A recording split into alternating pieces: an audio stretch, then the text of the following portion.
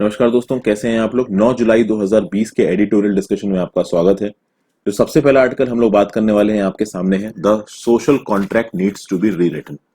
यहाँ पे देखिए, सोशल कॉन्ट्रैक्ट थ्योरी को कोट किया गया है, उसके साथ साथ गिनी कोएफिशिएंट को कोट किया गया है। और जो पुरानी सोशल कॉन्ट्रैक्ट थ्योरी थी वो आज की डेट में मॉडर्न गवर्नमेंट्स किस तरीके से उसको डिप्लॉय कर रही हैं और किस तरीके से अपना एडमिनिस्ट्रेशन कर रही हैं और उस एडमिनिस्ट्रेशन में क्या गलतियां हुई हैं, specially in context of the recent कोविड-19 पैंडेमिक, इन सब चीजों के बारे में इस आर्टिकल में बताया गया। तो ये आर्टिकल देखेंगे। नेक्स्ट चलते हैं। The pandemic is about eyes shut. कोविड-19 से रिलेटेड आज काफी आर्टिकल से तो देखते हैं। तो इस आर्टिकल में क्या बोला गया है, देखिए एक नॉवल है जिसका नाम है ब्लाइंडनेस। इसको लिखा है पोर्तुगीज के एक ऑथर जोस सारामागो ने। तो इस ब्लाइंडनेस नॉवल में जो हुआ है उसको कोविड-19 के पैंडेमिक के दौरान इंडिया में जो हुआ उससे कंपेयर किया गया और कुछ इंपॉर्टेंट डाटा दे रखे हैं जो कि आपके एग्जाम्स में कोट करने में काम आ सकते हैं, तो उनको भी हम लोग देखेंगे। नेक्स्ट आर्टिकल है ऑन टॉप। यहां पे नीतीश कुमार जी ने जो कुछ भी किया है अपने पॉलिटिकल कैरियर के दौरान, इसके बारे में बातचीत की गई, तो इसको बात नहीं करेंगे। अगला article a case for extension. देखिए मनरेगा की बात की गई है। मनरेगा में यह बोला जा रहा है कि पूरे साल भर में 100 दिन का काम मिलता है लोगों को। अब कोविड-19 का जब पैंडेमिक शुरू हुआ तो अप्रैल के एंड में और मई के फर्स्ट वीक में ये सब बातें चल रही थी कि 100 दिन से बढ़ा के 150 दिन या 200 दिन का काम देंगे पूरे साल भर में। अभी तक वैसा कोई नोटिफिकेशन आया नहीं है। बहुत सारे वर्कर्स ने ये जो अपने 100 दिन का काम की जो लिमिट है ना, इसको पूरा कर दिया है। तो मनरेगा से रिलेटेड कुछ इंपॉर्टेंट फैक्टर्स दिए हैं जिनको हम अब आज इस आर्टिकल में देखेंगे। नेक्स्ट आर्टिकल कौन सा डिस्कस करेंगे, green lightning ecological decimation amidst a pandemic. यहां पे दो ऑथर्स ने इसको लिखा। ये ऑथर्स क्या कहना चाह रही हैं कि देखिए इंडिया में पैंडेमिक चल रहा है और इतने बुरे हालात हैं इंडिया के, दुनिया की one of the worst countries है पैंडेमिक परफॉर्मेंस में, लेकिन हमारे यहाँ पे जो इंडस्ट्रियल क्लियरेंसेस है वो धड़ल्ले से दिए जा रहे हैं। जो ministry of environment forest and climate change है धड़ल्ले से क्लियरेंस दे रही है इंफ्रास्ट्रक्चर प्रोजेक्ट्स को। तो बहुत सारे प्रोजेक्ट्स को क्लियरेंसेस दिया गया इस पेंडेमिक के लॉकडाउन के दौरान। फिर यहां पे एक ड्राफ्ट एनवायरमेंट इंपैक्ट असेसमेंट का नोटिफिकेशन आया था। इसकी जो डेडलाइन थी 30 जून की, इस 30 जून की डेडलाइन को हमारी एनवायरमेंट मिनिस्ट्री ने एक्सटेंड नहीं किया। हाईकोर्ट ने, दिल्ली हाईकोर्ट ने इसको एक्सटेंड किया अगस्त 11 को इस डेडलाइन में। और इन ड्राफ्ट EIA के नोटिफिकेशन में क्या क्या रूल्स लिखे हैं, क्या क्या बातें लिखी हुई हैं और कैसे ये जो अभी की गवर्नमेंट इकोलॉजिकल प्रोजेक्ट्स पे डिसीजन ले रही है उससे हमारे एनवायरमेंट को, हमारी इकोलॉजी को नुकसान पहुंच सकता है, इनको बताया गया दोस्तों इस आर्टिकल में। तो ये सारी चीजें हम लोग एक लाइन से देखेंगे। सबसे पहला आर्टिकल जो आज हम डिस्कस करने वाले हैं वो ये है, the social contract needs to be rewritten. The pandemic crisis can be overcome only when a state is sensitive, has decentralised steps and ensures empowerment. देखिए शुरुआत में ही जब इस आर्टिकल को शुरू किया गया तो ऑथर ने बोल दिया कि हम किसी गवर्नमेंट को क्रिटिसाइज करना नहीं चाहते, लेकिन देखिए गवर्नमेंट को तो क्रिटिसाइज आप करोगे ही। ये राइट साइड पे आपको गिनी कोएफिशिएंट का कर्व दिख रहा है, इसको भी मैं भी आपको थोड़ी ही देर में समझाऊंगा। एक यहां पे वर्ड निकल के आ रहा है जो कि बहुत इंपॉर्टेंट है, इसको बोला जाता है पोस्टेरिटी। मैं लिख देता हूं आपके लिए।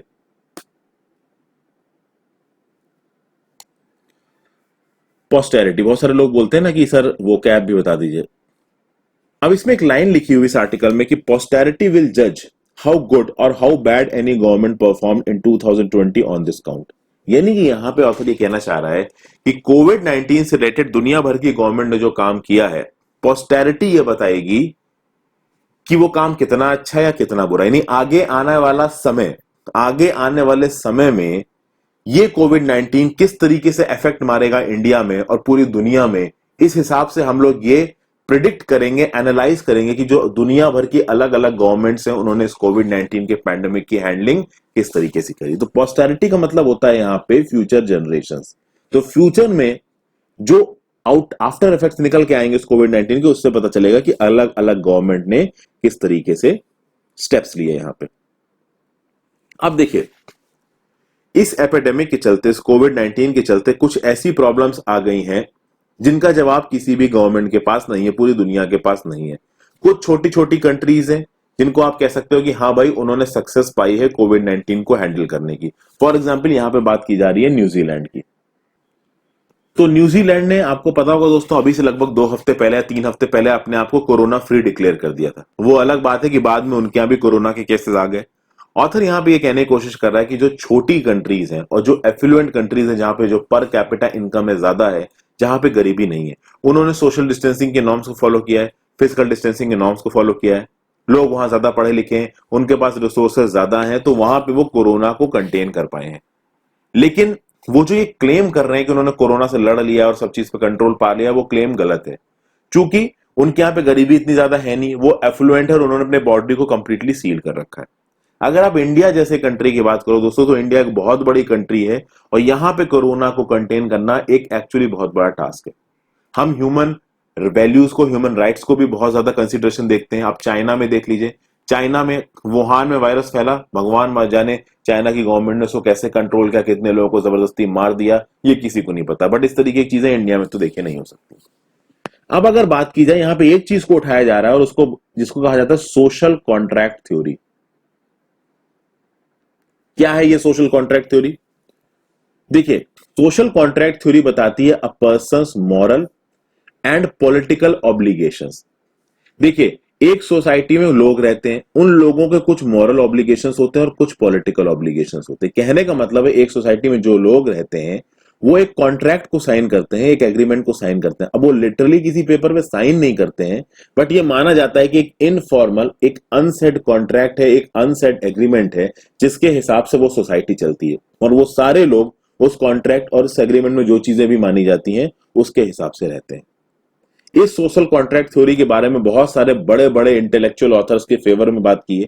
जैसे सोक्रेट्स ने इसके फेवर में बात की है, जॉन लॉक ने इसके फेवर में बात की है, हॉब्स ने इसके फेमस में बात की है, जीन जैक्स रूसो ने इसके फेवर में बात की है, इवन कैंट, इमैनुअल कैंट ने इसके फेवर में बात की है। जैसे आप देखिए यहाँ पे क्या लिखा है, Socrates uses something quite like a social contract argument to explain to Crito why he must remain in prison except the death penalty। यानी क्रीटो को डेथ पेनाल्टी मिली और सोक्रेट्स उसे समझा रहा है कि देखिए, ये जो डेथ पेनाल्टी आपको दी गई है वो हमारे सोशल कॉन्ट्रैक्ट के एग्रीमेंट के हिसाब से दी गई है, तो आपको इसको मानना चाहिए। तो बेसिकली सोशल कॉन्ट्रैक्ट थ्योरी को यहाँ पे ऑथर कोट क्यों कर रहा है? सोशल कॉन्ट्रैक्ट थ्योरी को कोट करके ऑथर यहाँ पे ये बताना चाह रहा है कि देखिए, पहले के जमानों में जब मोनार्की हुआ करती थी, अंपायर हुआ करते थे, डेस्पॉट रूलर्स हुआ करते थे, टोटलिटेरियन रूलर्स हुआ करते थे, तो उस समय पे क्या होता था, एक राजा होती थी और बाकी उसकी प्रजा होती थी, और वो प्रजा राजा द्वारा बनाए गए सारे नियमों को मानती थी। और राजा बोलता था कि देखो, मैं गॉड का रिप्रेजेंटेटिव हूं अर्थ पे, इसलिए मैं आपको रिस्पॉन्सिबल नहीं हूं, मैं भगवान को रिस्पॉन्सिबल हूं, आपको मेरी बात माननी पड़ेगी। तो जो राजा का रूल है वो लेजिटिमाइज हो जाता था। आज की डेट में जो गवर्नमेंट्स हैं वो डेमोक्रेटिकली इलेक्टेड गवर्नमेंट्स हैं। तो मतलब जो भी रूलिंग गवर्नमेंट होगी, जो भी रूलिंग पार्टी राज कर रही होगी, उसको लोगों ने इलेक्ट किया होगा। अब चाइना जैसी या नॉर्थ कोरिया जैसी एक दो कंट्रीज को छोड़ दीजिए, तो पूरे दुनिया भर में आप कह सकते हैं इन वन फॉर्म और the other elected governments power में है।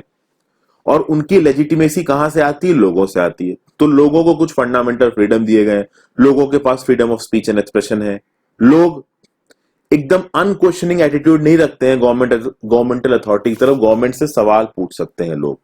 पहले क्या होता था, जब एक ऑटोक्रेट राज करता था तो ऑटोक्रेट जो बोल देगा वो होगा, लेकिन आज की डेट में ऐसा नहीं होता। आज की डेट में लोग सवाल पूछते हैं गवर्नमेंट से। तो ये दो तरीके की चीजें नजर आ रही। तो पहले की सोशल कॉन्ट्रैक्ट थ्योरी क्या थी कि जो राजा बोल देगा वो होने लगेगा। आज की सोशल कॉन्ट्रैक्ट थ्योरी क्या है कि देखिए, राज तो डेमोक्रेटिकली इलेक्टेड गवर्नमेंट ही करेगी, बट उससे सवाल पूछा जा सकता है, लोग क्वेश्चन कर सकते हैं उसको। लेकिन जो रूलिंग गवर्नमेंट है, जो चुन के आई है, उसके पास चॉइसेस हैं। चॉइसेस क्या है कि उस रूलिंग गवर्नमेंट को ये डिसाइड करना है कि भाई मैक्सिमम पॉपुलेशन के लिए क्या अच्छा है, और जो मैक्सिमम पॉपुलेशन के लिए अच्छा है वही वो रूलिंग गवर्नमेंट करेगी। ठीक है ना? तो जैसा कि मैंने आपको बताया ना, जब एक गवर्नमेंट राज करती है, जब एक गवर्नमेंट कोई नियम कानून बनाती है, तो वो नियम कानून सबके लिए अच्छा नहीं हो सकता। कुछ लोगों के लिए वो अच्छा होगा, कुछ लोगों के लिए हो सकता है वो थोड़ा सा अच्छा ना हो। ये बात यहां कही जा रही है। अब यहां पे बात आती है the case of two Indias की। ऑथर यहां क्या बोलने की कोशिश कर रहा है कि इस लॉकडाउन के बाद जो कुछ भी हुआ है ना, उसने ये जो सोशल कॉन्ट्रैक्ट थ्योरी की जो बेसिक परिभाषा है, इसको वॉयलेट कर दिया है।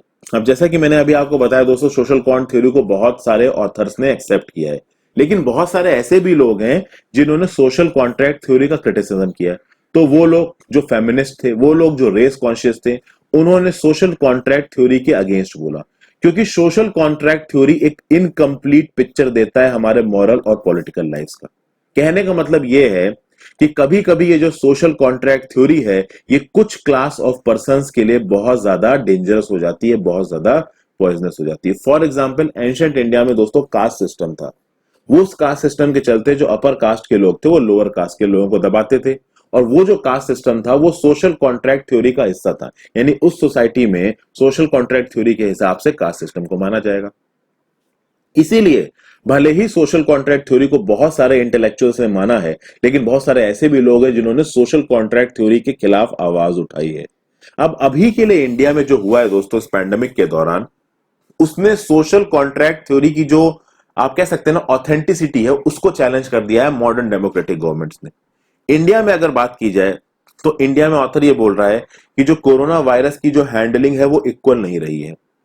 जो इंफॉर्मेशन की तरफ जो एक्सेस है इस पेंडेमिक के दौरान वो इक्वल नहीं रहा है। फॉर एग्जांपल ये जो आपका कोरोना वायरस का फंड बनाया गया है पीएम केयर्स फंड, इस पीएम केयर्स फंड की जो इन्फॉर्मेशन है वो लोगों को नहीं दी गई है, तो राइट टू इन्फॉर्मेशन नहीं रहा है। यहाँ पे ये साफ साफ लिखा नहीं है, लेकिन मैं समझ पा रहा हूं कि ये क्या कहना चाह रहा है। फिर access to resources to avoid the disease, यानी इस कोरोना वायरस के पैंडेमिक से लड़ने के लिए लोगों के पास रिसोर्सेज अलग अलग हैं, तो अमीर लोग अपना इलाज करा पा रहे हैं, गरीब नहीं करा पा रहे हैं। और access to treatment has not been equal, यानी कि लोगों को जो ट्रीट किया जा रहा है अलग अलग जगह पे अलग अलग तरीके से किया जा रहा है। तो दो इंडियाज यहां पे देखने को मिल रहे हैं। एक ऐसा इंडिया है जो सोशल डिस्टेंसिंग को मानता है, फिजिकल डिस्टेंसिंग को मानता है, सारे गवर्नमेंट डायरेक्टिव्स को मानता है। दूसरा इंडिया ऐसा है जिसके पास मानने का प्रिविलेज नहीं है। वो भीड़ लगा के रेलवे टर्मिनल पे खड़ा हुआ है, उसको अपने गांव वापस जाना है, घर वापस जाना है। ट्रेन मिल गई तो मिल गई, अगर नहीं मिल गई तो उसने पैदल चलना शुरू कर दिया और सारे गवर्नमेंट डायरेक्टिव्स को मानने से मना कर दिया, क्योंकि अगर वो गवर्नमेंट डायरेक्टिव्स को मानने पे आ जाएगा तो उसके पास खाने का पैसा नहीं बचेगा। यहां पे देखिए एक प्रोफेसर एचएलए हार्ट के कोट को इस्तेमाल किया। प्रोफेसर एचएलए हार्ट क्या बोलते हैं कि देखिए आपने किसी को फ्रीडम देने की बात की और आपने उसको फ्रीडम दे ली, लेकिन वो फ्रीडम उसके लिए यूजलेस है जब तक वो भूखा है। अगर एक इंसान बिल्कुल भूखा है, उसके पेट में खाना नहीं है, और आप बोलो कि नहीं भाई ये तो बहुत अच्छा है क्योंकि इसके पास आजादी है, तो ये कहना गलत होगा। वो लोग जो कोरोना के पैंडेमिक के दौरान बिल्कुल बुरी तरीके से फंस चुके थे, उनके पास खाने के पैसे नहीं थे, उनकी बेसिक ह्यूमन रिक्वायरमेंट्स पूरी नहीं हो रही थी, उनसे आप बोलो कि आप फिजिकल डिस्टेंसिंग फॉलो करो, ये पॉसिबल नहीं है। तो आप देखो भैया हंड्रेड्स ऑफ किलोमीटर्स वो चल के जा रहे हैं, दिल्ली की बॉर्डर पे भीड़ लग गई, हजारों की तादाद में लोग खड़े हुए हैं। ये सब चीजें हमको इसी वजह से देखने को मिली है। फिर ऑथर यहां पे एक चीज को कोट कर रहा है, वो है गिनी कोफिशिएंट को। गिनी कोफिशिएंट का कोट यहां पे कैसे आया है इसको देखते हैं। देखिए ऑथर यहां पे ये बोल रहा है कि वो कंट्रीज जिसका गिनी कोफिशिएंट 0.4 से ज्यादा है उनकी हालात बहुत खराब है और उनकी कोरोना हैंडलिंग ज्यादा अच्छी रही नहीं है। पहले समझ लेते हैं गिनी कोफिशिएंट है क्या। गिनी कोफिशिएंट या Gini index, it is a statistical measure of distribution developed by Italian statistician Corrado Gini in 1912। ये इकोनॉमिक इनइक्वालिटी को बताता है, जो इनकम डिस्ट्रीब्यूशन है वो कितना ज्यादा अनइवन है इसको बताता है। तो अगर गिनी कोफिशिएंट 0 है या 0% है तो आप क्या बोलोगे, परफेक्ट इक्वालिटी, यानी सबके पास बराबर पैसे हैं। और गिनी कोफिशिएंट 1 है या 100% यानी परफेक्ट इनइक्वालिटी, यानी एक आदमी के पास सारे पैसे हैं। तो जितना कम गिनी कोफिशिएंट होगा उतनी ज्यादा इक्वालिटी होगी उस कंट्री में, जितना ज्यादा गिनी कोफिशिएंट होगा उतनी ज्यादा इनइक्वालिटी होगी। अगर गिनी कोफिशिएंट 0.4 से ज्यादा चला जाता है या 40% से ज्यादा चला जाता है, मतलब उस सोसाइटी में बहुत ज्यादा इनइक्वालिटी है। अब यहां पे दुनिया भर की कंट्रीज नजर आ रही हैं और गिनी कोफिशिएंट्स नजर आ रहे हैं। इंडिया जिस ब्रैकेट में आपको आता है वो नजर आ रहा है, यहां पे इंडिया का मैप गलत दिखा रखा है, वो है आपका दिस वन 35.1 टू 40। तो गिनी कोफिशिएंट में इंडिया 35.1 टू 40 के बीच में आ रहा है, लगभग 37.37 से लेके 0.38 के बीच में है इंडिया गिनी कोफिशिएंट में। और 0.4 के ऊपर है अगर गिनी कोफिशिएंट, तो भैया उस सोसाइटी में बहुत ज्यादा इनइक्वालिटी है। क्योंकि इंडिया 0.37 और 0.38 के आसपास है, तो इंडिया में बहुत ज्यादा इनइक्वालिटी है। यहां पे देखिए ये अगर आप इधर आ जाइए कनाडा में, तो कनाडा में आपको क्या नजर आ रहा है, वो आपको नजर आ रहा है 25.1 से लेके 30 में। यूएस में तो आपको गिनी कोफिशिएंट और नजर आ रहा है 40.1 से लेके 45 में। तो यानी ये गिनी कोएफिशिएंट बताता है कि एक कंट्री में कितनी ज्यादा इनकम इनइक्वालिटी, और जितनी ज्यादा इनकम इनइक्वालिटी एक कंट्री में होगी उतनी ही ज्यादा वहां पे कोरोना पैंडेमिक की हैंडलिंग खराब होगी। क्योंकि देखिए, अगर एक सोसाइटी में इक्वालिटी है तो आप इक्वल तरीके से डिसीजंस ले सकते हो, क्योंकि बहुत सारे सेक्शंस बराबर है। लेकिन अगर एक सोसाइटी में इक्वालिटी नहीं है तो आपको अलग अलग सेक्शंस के लिए अलग अलग डिसीजंस लेने पड़ेंगे, और अगर आपको अलग अलग सेक्शंस के लिए अलग अलग डिसीजन लेने पड़ेंगे तो वो आपके लिए काफी मुश्किल हो जाएगा, जो कि इंडिया के केस में हो रहा है, जो कि यूएसए के केस में हो रहा है। तो चूंकि गिनी कोएफिशिएंट जिन कंट्रीज का ज्यादा है, वहां पे कोरोना की पैंडेमिक बहुत ज्यादा खराब, कोरोना की हैंडलिंग बहुत ज्यादा खराब रहेगी। तो सोशल कॉन्ट्रैक्ट थ्योरी के हिसाब से और गिनी कोएफिशिएंट के हिसाब से यहां पे ऑथर ने कोविड-19 की हैंडलिंग के बारे में बात की है। ठीक है, आगे चलते हैं अपने नेक्स्ट आर्टिकल की तरफ। वो है the pandemic is about eyes shut, there is a resonance between Saramago's literary word and the migrant labour distress in contemporary India. जैसा कि मैंने बताया, एक पोर्तुगीज नोबेल लॉरिएट है जोस सारामागो, इन्होंने एक नॉवल लिखी जिसका नाम था ब्लाइंडनेस। ये रही वो नॉवल। तो ये ब्लाइंडनेस नॉवल इन्होंने लिख रखी जोस सारामागो जी ने, और यहां पे एक इलनेस के बारे में बताया, एक तरीके के एपिडेमिक के बारे में बताया है। यहाँ पे ये जो नॉवल है, ये नॉवल का प्लॉट कुछ इस टाइप का है कि एक जगह है जहां पे एक मिस्टीरियस एपिडेमिक आ गया, और उस एपिडेमिक के चलते लोग एकदम से ब्लाइंड हो जा रहे हैं, लोग एकदम से अंधे हो जा रहे हैं। तो आप देखोगे कि इस एपिडेमिक में ये बताया गया है कि जो लोग अंधे होते जा रहे हैं, जिन लोगों को ये बीमारी अफेक्ट कर रही है एपिडेमिक की, उनको ले जगह के एक जगह पे आइसोलेट कर दिया गया, उनको एक असाइलम में बंद कर दिया गया। तो जितने भी लोग इस बीमारी में बीमार पड़े उनको लेके गए और एक असाइलम में उन्होंने बंद कर दिया। लेकिन क्या हुआ कि उस असाइलम से 7 लोग भागने में कामयाब हो गए। उन 7 लोगों को इस नॉवल में कोई नाम नहीं दिया गया है। एक डॉक्टर है, ठीक है ना, एक डॉक्टर्स वाइफ है, और कुछ इस तरीके करके नाम दिए गए। अब इस समय पे बताया गया है कि इस एपिडेमिक के दौरान, इस ब्लाइंडनेस नॉवल में बताया गया, इस एपिडेमिक के दौरान पे जो एडमिनिस्ट्रेशन है उसका आप कह सकते हो बिल्कुल न्यूड फेस सामने आ गया। तो पुलिस ब्रुटैलिटी हो रही है, रहने की जगह अच्छी नहीं है, फूड ठीक से डिलीवर नहीं किया जा रहा है, जो ताकतवर लोग हैं, वो जो अफेक्टेड लोग हैं उनको दबा रहे हैं, सिटी में स्टारवेशन फैल गया, इस तरीके की चीजें हो रही हैं। लेकिन एकदम से आप देखोगे कि नॉवल में एंड में सब कुछ सही हो जाता है। अब इस नॉवल में जो हो रहा है दोस्तों, उसको करंटली इंडिया में जो हो रहा है उसके साथ कंपेयर किया गया है। तो यहां पे देखिए, ये जो आप कह सकते हैं क्वारंटीन है, एकदम से जब यहां पे लॉकडाउन लगाया गया तो जितने भी माइग्रेंट लेबर्स थे उनको भैया एक जगह पे क्वारंटीन कर दिया गया। वो अलग जगह है, वो अलग बात है कि वो माइग्रेंट जो वर्कर्स थे दोस्तों, उनको कोविड-19 नहीं हुआ था, लेकिन कुछ माइग्रेंट वर्कर्स ने लॉकडाउन को मानने से मना कर दिया। उन्होंने बोला भैया हमें घर जाना है, और वो घर जाने लगे। तो जैसे ब्लाइंडनेस नॉवल में नहीं है कि 7 लोग भागे, वैसे यहाँ पे बहुत सारे जो लोग थे वो भागने लगे। उन्होंने बोला भैया हमें घर जाना है, हमें घर जाने दो, हम यहाँ नहीं रह पाएंगे। अब इंडिया में कुछ बहुत इंपॉर्टेंट स्टैटिस्टिक्स दे रखे हैं यहाँ पे। सबसे पहले तो जो लेबर डाटा है वो गलत है। अब अगर आप the office of the chief labour commissioner के डाटा को देखोगे तो ये पता चलेगा कि इंडिया में लगभग 26 लाख माइग्रेंट्स हैं। लेकिन अगर आप इकोनॉमिक सर्वे की रिपोर्ट देखेंगे तो समझ में आएगा कि 8 करोड़ पीपल माइग्रेंट की कैटेगरी में आते हैं। कहने का मतलब यह है कि बहुत लंबे समय से गवर्नमेंट्स ने इन माइग्रेंट्स के डाटा को कंपाइल ही नहीं किया है, ये ऑथर का यहां पे कहना है। तो ये माइग्रेंट वर्कर्स कौन से स्टेट से किस स्टेट में जा रहे हैं, कहां पे काम कर रहे हैं, इसकी कोई भी सेंट्रलाइज्ड रिपोर्टिंग है नहीं। कभी भी इसकी जरूरत नहीं समझी सरकार ने। जब इसकी जरूरत सरकार ने नहीं समझी तो किसी भी तरीके की कोई अकाउंटेबिलिटी नहीं थी। तो ये जितने भी माइग्रेंट वर्कर्स थे इनका बहुत तगड़ा एक्सप्लॉयटेशन हुआ। किसने एक्सप्लॉयटेशन किया? कॉन्ट्रैक्टर्स ने, सब कॉन्ट्रैक्टर्स ने। तो ये सब कॉन्ट्रैक्टर्स और कॉन्ट्रैक्टर्स ये होते हैं मिडिलमैन।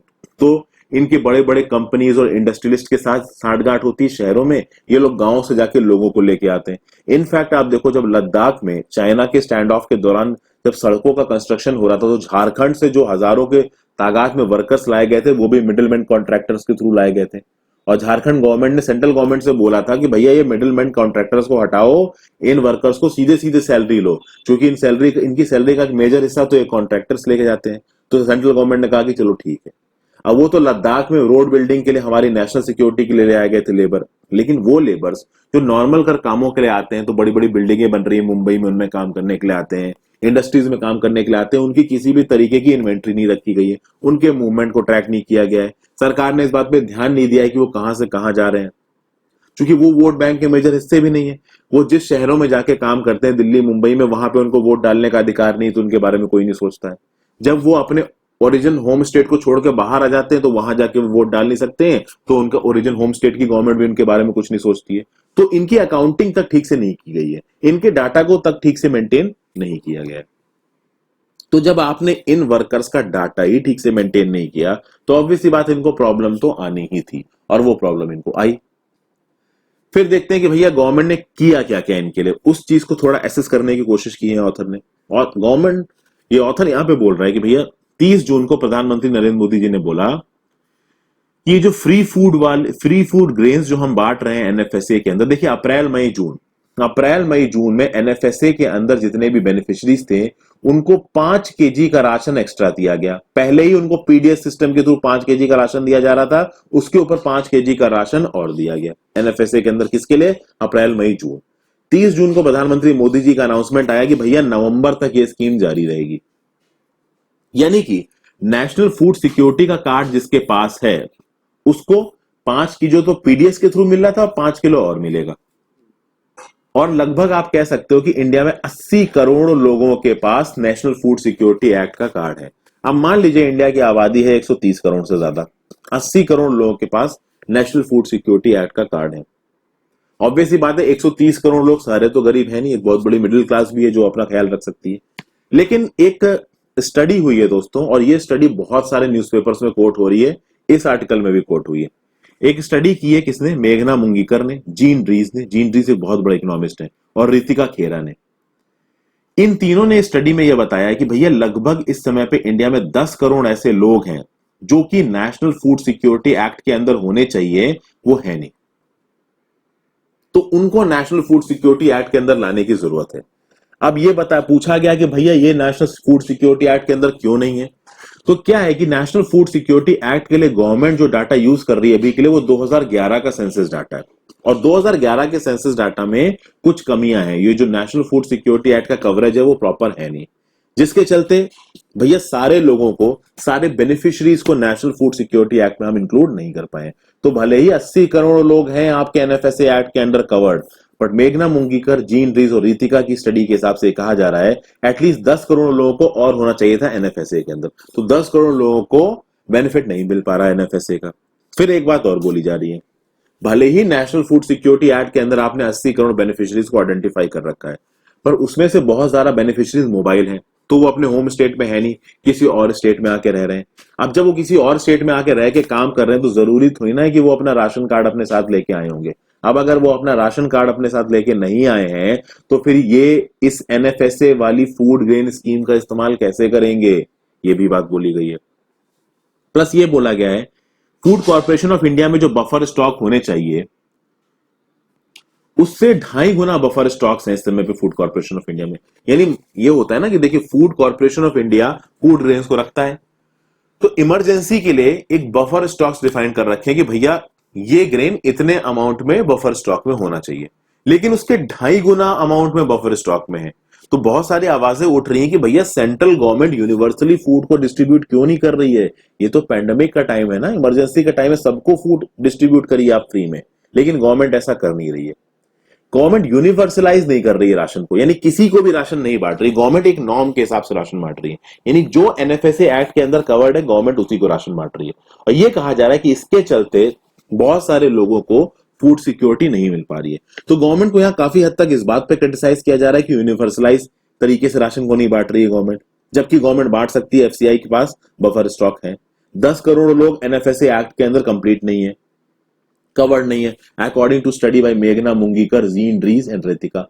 तो ये जो आपका फैक्ट है दोस्तों, ये बहुत इंपॉर्टेंट फैक्टर है, इसको आप नोट कर लीजिए, ठीक है।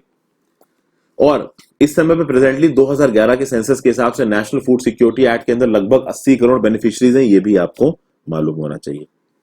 फिर यहां पे दोस्तों सुप्रीम कोर्ट की बात भी की गई है। जब बात आई सुप्रीम कोर्ट की, सुप्रीम कोर्ट ने शुरू में जो कोरोना पैंडेमिक की हैंडलिंग थी सरकार के द्वारा उस पर ज्यादा ध्यान नहीं दिया। बाद में जब सुप्रीम कोर्ट को क्रिटिसाइज किया जाने लगा, और आप देखोगे कि 20 senior lawyers of the supreme court ने चीफ जस्टिस ऑफ इंडिया को लेटर लिखा, उसके बाद सुप्रीम कोर्ट एक्शन में आया, उसने स्यू मोटो कॉग्निजेंस दिया और सेंट्रल गवर्नमेंट और स्टेट गवर्नमेंट से बोला कि हमको पूरी रिपोर्ट दीजिए कि आप कोरोना की हैंडलिंग कैसे कर रहे हैं। अब देखिए इस बीच में बहुत सारे स्टेटमेंट्स मिसमैच भी हुए हैं, बहुत सारी ऐसी रिपोर्ट्स आई कि बोला गया कि जो श्रमिक ट्रेन चलाई गई थी उसमें बहुत सारे लोगों की डेथ हो गई, लेकिन हमारे मिनिस्टर्स आके अनाउंस कर रहे थे कि भाई लोगों की डेथ नहीं हुई। अब ये सब इस आर्टिकल में लिखा है, बट इसको आप इग्नोर करिए। एक इंपॉर्टेंट फैक्टर दोस्तों यहाँ पे ये है, ये वाला डाटा जो कि जरूरी है। इसमें क्या बोल रहा है, एक स्वान करके ऑर्गेनाइजेशन है जिसको बोलते हैं standard workers action network. Actually जो ऑथर इस आर्टिकल को लिख रहा है वो भी इस ऑर्गेनाइजेशन के साथ एसोसिएटेड है।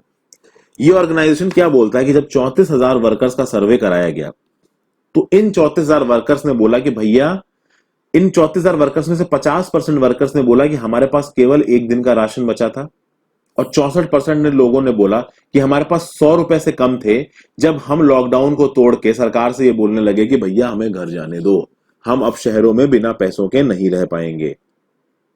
और आपको ये पता ही है दोस्तों, ये अर्बन इलाके में जो लोग रह रहे थे उनका रेंट तो बंद हुआ नहीं, रेंट चालू था, उनके एक्सपेंसेस चालू थे, भूख तो आदमी को लगती है, लेकिन कमाई बंद हो गई, तो वो करें तो करे क्या, तो भाई वो वापस जाने लगे।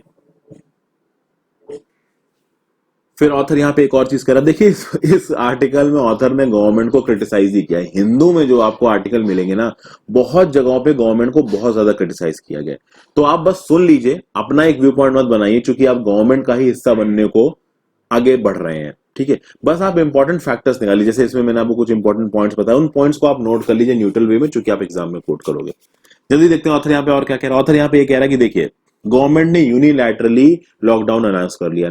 सेंट्रल गवर्नमेंट ने लॉकडाउन अनाउंस करने से पहले स्टेट गवर्नमेंट से किसी और से ज्यादा कंसल्ट किया नहीं। अब यूनिलैटरली जब गवर्नमेंट ने लॉकडाउन को अनाउंस कर दिया तो सबसे पहले गवर्नमेंट ने इन माइग्रेंट वर्कर्स की तरफ ध्यान ही नहीं दिया, शायद उनका ध्यान ही नहीं गया वहां पे। उसके बाद जो माइग्रेंट वर्कर्स को प्रॉब्लम हुई वो पूरे इंडिया में लोगों को पता है। उन माइग्रेंट वर्कर्स को काफी प्रॉब्लम हुई, उनके पास खाने के पैसे नहीं, वो साथ के लोगों के साथ लड़ रहे थे खाने के लिए। श्रमिक ट्रेन में जो लोग बैठे थे, खाना कम था, लोग ज्यादा थे, लड़ाइयां हो गई लिटरली ट्रेन में खाने के लिए। फिर आप देखोगे कि पुलिस ने भी इन लोगों को काफी परेशान किया, मारना पीटना शुरू कर दिया। जो प्राइवेट व्हीकल ओनर्स थे, वो जो गाड़ी चला के इनको लेके जा रहे थे, एक फ्लाइट से ज्यादा पैसा ले रहे थे इनसे इनको घर पहुंचाने के लिए। तो इस तरीके की बहुत सी प्रॉब्लम्स इनको हुई। तो जो ब्लाइंडनेस नॉवल में सारा मागो ने बताया है, कुछ कुछ यहाँ पे भी हुआ, लेकिन ब्लाइंडनेस नॉवल में एंड में सब कुछ एकदम से ठीक हो गया। बट यहाँ पे सब कुछ एकदम से ठीक होने वाला नहीं है। कोविड-19 की क्राइसिस सबको तोड़ के जा चुकी। ये सब बातें इस आर्टिकल में दोस्तों करी गई हैं। अगले पे चलते हैं, case for extension, MNREGA is important in the rescue of the poor during the times of distress. यहां पे देखिए क्या बोला जा रहा है। देखिए, मनरेगा का जो भी अलॉटमेंट होता है वो एक फाइनेंशियल ईयर के लिए होता है। फाइनेंशियल ईयर चलता है अप्रैल से लेके मार्च तक। अब इस बार का जो साल में मनरेगा की लिमिट थी 100 दिन की, कहा जा रहा है अप्रैल में तो देखिए लॉकडाउन लगा हुआ था तो कुछ काम धंधा हुआ नहीं। मई जून के पीरियड में ये बोला गया कि in this time period of May June 2020 जो 100 दिन के लिए काम मिलता था ना मनरेगा के अंदर, लगभग 8.4 लाख पुअर हाउस होल्ड्स ने अपना पूरा काम का 80 डेज का कोटा तो अप्रैल मई जून में ही पूरा कर लिया। और लगभग 1.4 लाख हाउस होल्ड्स ने क्या किया कि 100 दिन पूरे कर लिए। मतलब आप ये कह सकते हैं कि मनरेगा के अंदर हर साल 4.6 करोड़ लोगों को काम मिलता है। इन 4.6 करोड़ लोगों में से मई जून के टाइम पीरियड में 8.4 crore lakh poor house holds ने 80 दिन का काम कर लिया, और 1.4 लाख हाउस होल्ड्स ने 100 दिन का काम पूरा कर लिया। आप देखा जाए तो ये 8.4 लाख या 1.4 लाख 4.6 करोड़ के कंपैरिजन में कुछ भी नहीं है। बट इससे ये मालूम पड़ता है कि ये जो क्राइसिस आई है कोविड-19 की, इसने कितनी बुरी तरीके से हिट किया इन गरीबों को। इनके पास कोई काम नहीं था, रिवर्स माइग्रेशन इतने हैवी स्केल पे हो गया था कि मनरेगा की डिमांड बहुत तगड़े से बढ़ गई थी, और मनरेगा की डिमांड आगे भी तगड़े से बढ़ने वाली है। नॉर्मल कर देखेंगे, मॉनसून का जो मौसम होता है ना, उसमें मनरेगा का काम ज्यादा होता नहीं है, बट इस साल सरकार ने बोला है कि मॉनसून के मौसम में भी मनरेगा का काम होगा। क्योंकि भाई लोगों को काम की जरूरत है, उनको पैसे की जरूरत है, उनको शहरों से तो भगा दिया गया, उनको काम मिला नहीं, तो अब वो गांव में काम ढूंढ रहे हैं। गांव में काम ढूंढने का सबसे बेस्ट तरीका क्या है? मनरेगा। अब एक चीज यहां पे अच्छी बताई गई है इस आर्टिकल में कि भाई देखिए, इस बार का जो मॉनसून आया है वो मॉनसून अच्छा है, तो पूरे चांसेस है कि जो एग्रीकल्चरल क्रॉप्स हैं वो अच्छी उगाई जाएंगी। तो एग्रीकल्चरल क्रॉप्स अच्छी उगाई जाएंगी तो काम बढ़ेगा, तो इन लोगों को काम मिलेगा। एक चीज अच्छी हो रही, तो मॉनसून के आने से थोड़े पॉजिटिव साइंस दिख रहे हैं। लेकिन वो स्टेट्स जहां पे स्टेट्स ने खुद कोविड के मतलब फैलने को रोकने के लिए लॉकडाउन को एक्सटेंड कर दिया, वहां पे हिसाब थोड़ा खराब है। जैसे आप तमिलनाडु स्टेट्स की बात कर लीजिए, आंध्र प्रदेश तेलंगाना की बात कर लीजिए, महाराष्ट्र की बात कर लीजिए, ये वो स्टेट्स हैं जो कोविड 19 से बहुत ज्यादा अफेक्टेड है। तो यहाँ पे कोविड 19 के फैलने को रोकने के लिए स्टेट ने बहुत सारा लॉकडाउन इंपोर्ट कर रखा है। तो यहाँ के जो लोग हैं, यहाँ के जो फार्मर्स हैं, उनको काम मिल पाएगा मनरेगा के दौरान, बहुत ज्यादा इस चीज पे थोड़ा सा डाउट है। तो इस आर्टिकल में आपके लिए इंपॉर्टेंट क्या था, ये फैक्टर इंपॉर्टेंट था, इस फैक्टर को कोट कर लीजिए। तो आप कह सकते हैं कि 4.6 करोड़ लोगों में से 4.6 करोड़ हाउस होल्ड में से 8.4 लाख पुअर हाउस होल्ड ने मई जून में ही 80 दिन पूरे कर लिए अपने 100 दिन की लिमिट में, और 1.4 लाख लोगों ने पूरे के पूरे 80 दिन की लिमिट को पूरा कर लिया। तो this is an important factor दोस्तों, एक ये चीज है इस आर्टिकल में, बस यही एक इंपॉर्टेंट फैक्टर था जो आप नोट कर लीजिए। नेक्स्ट आता है green lighting ecological decimation amidst a pandemic. ये क्या बोल रहा है भाई, यहां पे भाई देखिए इन्वायरमेंट की बात की जा रही है। क्या कह रहा है, projects in critical forest wildlife habitats are being considered और have been given clearance by the environment ministry. Author ने यहां पे शुरुआत की गई, ऑथर यहां पे बोल रहा है कि देखिए कोविड 19 का तगड़ा पैंडेमिक है, खतरनाक डिवास्टेशन इंडिया में बहुत ज्यादा है। इंडिया आप कह सकते हैं कि one of the worst affected countries है वर्ल्ड में कोविड 19 के पैंडेमिक को लेके, और हमारी जो कोविड 19 के पैंडेमिक की हैंडलिंग है वो गलत है। हम लोग को ऐसा लग रहा है कि ये पैंडेमिक जो है बाहर से आया है और एट द एंड कभी ना कभी नॉर्मलसी आएगी, सब कुछ ठीक हो जाएगा। अब इस कोविड 19 के पैंडेमिक में हमारे सामने बहुत सी प्रॉब्लम्स आई, बहुत सी वल्नरेबिलिटीज आई हैं, जैसे absence of equitable access to food, health care and housing. बहुत सारे लोगों के पास ना खाने के लिए है, ना प्रॉपर हेल्थ केयर है, और ना ही हाउसिंग है। यहां पे इन्वायरमेंट रेजिलियंस को छोड़ के इकोनॉमिक ग्रोथ और वेल्थ अक्यूमुलेशन की तरफ जाना गलत है, लेकिन एक्चुअली में जो स्टेप्स लिए जा रहे हैं वो उस तरफ ही जा रहे हैं। वर्ल्ड हेल्थ ऑर्गेनाइजेशन ने इस साल में ऑलरेडी बहुत सारे बीमारियों को एपिडेमिक डिक्लेयर किया है। पिछले एक साल से लेके अब तक में दोस्तों इस पूरी सेंचुरी में कितनी बीमारियां सामने आई आप देख लीजिए। सार्स सीओवी, ठीक है, H1N1 स्वाइन फ्लू, एबोला और अभी कोविड 19, कितनी है? ये तो मैंने 4 बीमारियों का नाम लिया, और भी बहुत सी आई हैं। अब देखिए ऑथर यहां पे बहुत सारी चीजों को इंटरकनेक्ट करने की कोशिश कर रहा हूं, मैं आपको बताता हूं कैसे। ऑथर यहां पे क्या कह रहा है, देखिए इस लाइन में आपको सब कुछ समझ में आ जाएगा। The accelerating destruction of wildlife habitats, forests, and diversified food systems for urbanization, mining, and industry means pathogens which were once largely confined to animals and plants in the wild are now better positioned to infect humans. यानी कि पहले जब हम लोग wild life habitats को, forest को ज्यादा effect नहीं करते थे, उनमें ज्यादा घुसते नहीं थे, तब जो पैथोजेंस थे जो केवल वाइल्ड लाइफ में थे, जो केवल फॉरेस्ट में थे, वो वहीं रहते थे। अब हम अर्बनाइजेशन कर रहे हैं, माइनिंग के चलते हम फॉरेस्टों में घुस रहे हैं, एग्रीकल्चर के चलते हम पेड़ काट रहे हैं, तो मैन एनिमल कॉन्फ्लिक्ट बढ़ रहा है, उसके चलते वो वायरसेस जो कि पहले वाइल्ड लाइफ में थे वो अब ह्यूमंस को भी इन्फेक्ट कर सकते हैं। कुछ हद तक ये बात सही भी है दोस्तों। HIV वायरस जिससे एड्स होता है वो भी एनिमल्स से आया, ये बोला गया। एबोला एनिमल्स से आया। काफी हद तक ये भी बोल रहा है कि जो कोविड 19 है ये भी एनिमल्स से आया। फिर मोनोकल्चर क्रॉपिंग बढ़ रही है। मोनोकल्चर क्रॉपिंग मतलब एक ही क्रॉप आप उगा रहे हो। लाइव स्टॉक फार्मिंग, अब monoculture cropping live stock farming साथ में होती है। फिर एक ही जगह पे बहुत जबरदस्त डेंस ह्यूमन सेटलमेंट्स रह के काम करते हैं, उनकी जो डाइट्स है वो बहुत ज्यादा डाइवर्सिफाइड नहीं है, नैरो है, और बायोडाइवर्सिटी को हम लोग एलिमिनेट कर रहे हैं। उसके चलते हो क्या रहा है दोस्तों कि जो डोमेस्टिकेटेड प्लांट्स हैं, एनिमल्स हैं, ह्यूमन स्पेशीज सब साथ में रह रही हैं, बट सेटलमेंट इतने ज्यादा डेंस हो रहे हैं कि इन्हीं डोमेस्टिकेटेड प्लांट्स और एनिमल्स में अगर कोई पैथोजन है तो वो बहुत आसानी से ह्यूमंस में इंट्रोड्यूस हो जाएगा। ये बात बोली जा रही है यहां पे। और एक पैथोजन एक एपिडेमिक को किस तरीके से ट्रिगर कर सकता है वो तो हम इस कोविड 19 के लॉकडाउन में देख ही चुके हैं, इस कोविड 19 में देख ही चुके हैं। Virulent pathogen can trigger an epidemic that much more easily. इसीलिए जरूरी यह है कि हम अनसस्टेनेबल इन्वायरमेंटल पॉलिसीज को ना लें। लेकिन यहां पे बोला जा रहा है कि जो हमारी ऑथर ऐसा बोल रही है, मैं नहीं बोल रहा हूं, प्लस हमारी जो गवर्नमेंट है वो अनसस्टेनेबल इन्वायरमेंटल डिसीजन ले रही है, ऐसा बोला जा रहा है। जैसा कहा जा रहा है कि इस लॉकडाउन के दौरान बहुत सारे इन्वायरमेंटल प्रोजेक्ट्स थे जो इन्वायरमेंटल को नुकसान पहुंचा सकते हैं, उनको अप्रूवल दिया गया है। तो throughout the lockdown expert bodies of the MOEFCC have considered and in many cases cleared multiple industrial mining and infrastructure proposals in critical wildlife habitats. कौन कौन से हैं? तो भाई इटालियन हाइड्रो पावर प्रोजेक्ट है biodiversity rich Dibang valley of Arunachal Pradesh में, इसको approval दिया गया है।